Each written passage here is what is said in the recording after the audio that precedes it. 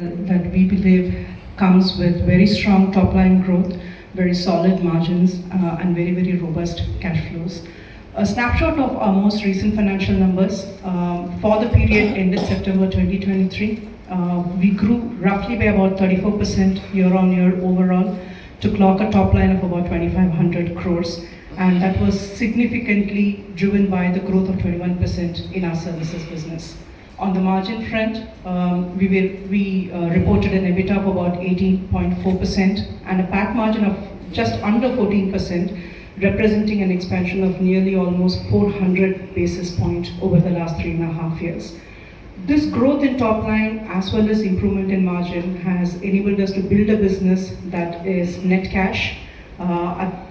Given the fact that our margin improvement have continued over the last 3.5 years, our EBITDA to FCF conversions have been strong. Last year we did about 92% conversion with an FCF of about 760 crores. And when we closed our books in September, our net cash position was roughly about 1,000 crores. This is after the payment of dividend of about 500 crores that the board declared towards the end of the financial year.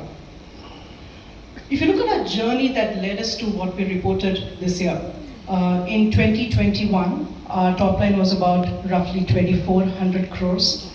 Our cumulative average growth rate from there on till fiscal 2023 has been a little around 35%. That's over 45% in 21 to 22 and about 25% that we clocked between 22 and 23. And we've continued to maintain that momentum, as you can see in the first half of this financial year. And much of that growth has been underpinned by services, which is really the dominant force, accounting for 80% of our revenues. So the 35% CAGR growth overall has been almost fully replicated in our services segment. Technology solutions, again, continued to play its role as well, especially supported by the breakout that we are beginning to incubate in the education business that Warren referred to.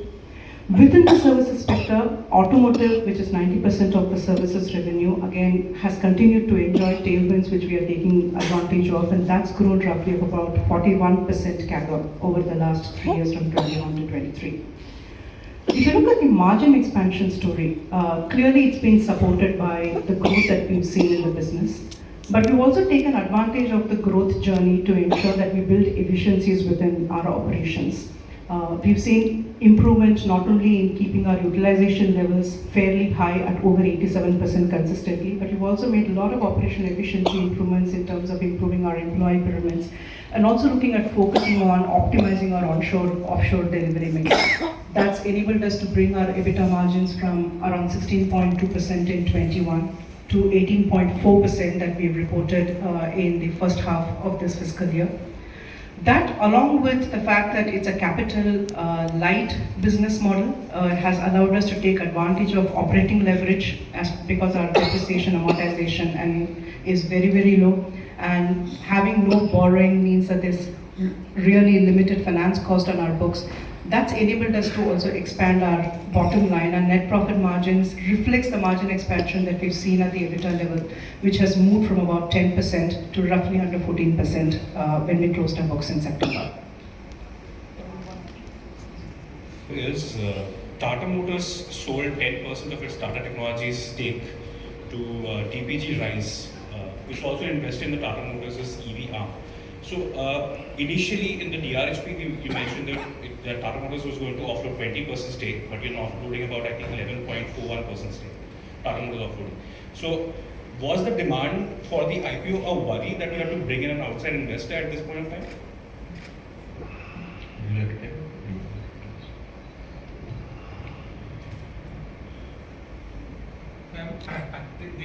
The agreement between Tata Motors and TPG is a bilateral agreement between the shareholder and the new investor.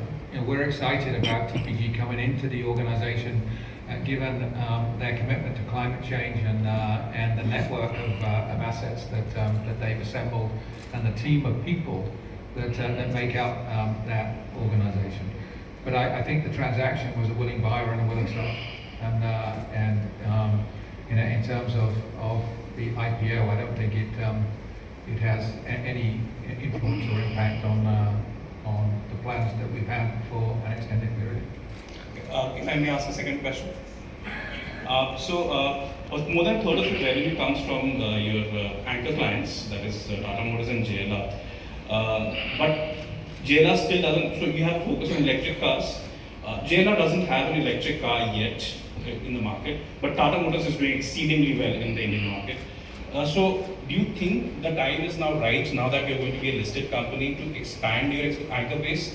I'm asking that because you are expanding into aerospace as well. Maybe just look into your own conglomerate and expand into maybe Air India or something. Well, JLR has been in the business of electrification for a long time. You might remember the I-Pace. It was the Motor Trend Car of the Year in I think 2019. So they have a heritage of investing in alternative propulsion systems. We've been part of that journey. As they have invested, we've provided capabilities to complement what they've done in-house, and we expect to continue to be part of their journey. We're also part of Tata Motors' journey. We're very excited about the market position that Tata Motors have achieved. We're very proud of the contribution that we've made to that, and we expect to continue to provide the support for their strategy. And it's a very compelling strategy. But as I referenced in the presentation, one of the things that we are able to do is capitalize experience at Tata Motors and JLR and use that to add value to customers outside of the group. And we'll do that in the broader automotive space. And we will look for associated vertical opportunities to diversify our dependence on automotive in the future.